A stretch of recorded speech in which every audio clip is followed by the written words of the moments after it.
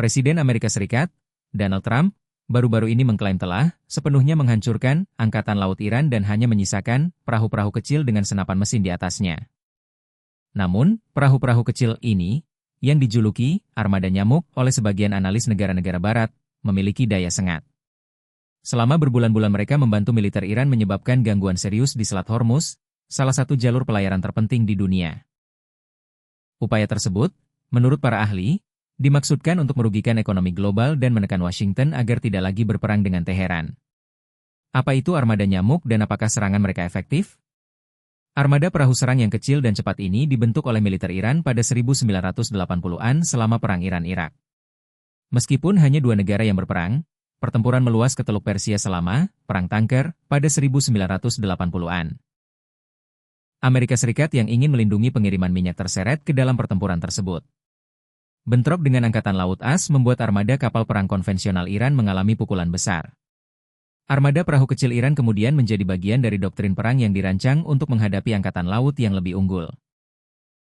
Armada perahu kecil merupakan salah satu bagian dari strategi Iran yang lebih luas, yang juga mencakup rudal, drone, ranjau, peluncur pantai, dan serangan dari proksi di negara-negara tetangga.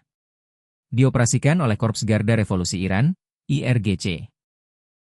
Armada ini tidak dirancang untuk pertempuran konvensional di laut, tapi untuk mengganggu, mengerubung, membingungkan, dan mengacaukan pelayaran, kata Said Golkar, Profesor Madya di University of Tennessee di Chattanooga dan penasihat senior di United Against Nuclear Iran, UANI, organisasi nirlaba yang menentang rezim Iran.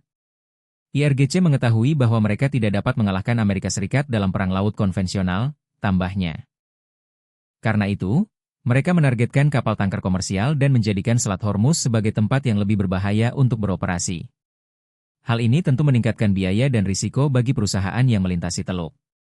Taktik armada ini, antara lain, melepaskan tembakan di dekat kapal komersial, menanam ranjau di laut, dan mengirim perahu-perahu dengan kecepatan tinggi dari berbagai arah, menurut para ahli. Perahu-perahu tersebut sering dilengkapi dengan senapan mesin, roket, atau rudal anti kapal. Meskipun banyak perahu yang dirancang dan diproduksi dari nol oleh Iran, ada pula perahu-perahu penangkap ikan yang dialihfungsikan menjadi perahu serang. Perahu-perahu ini terjangkau dan mudah diganti, kata Ken Kasapoglu, peneliti senior non-residen di Hudson Institute, sebuah lembaga kajian di Washington, dalam laporan terbaru.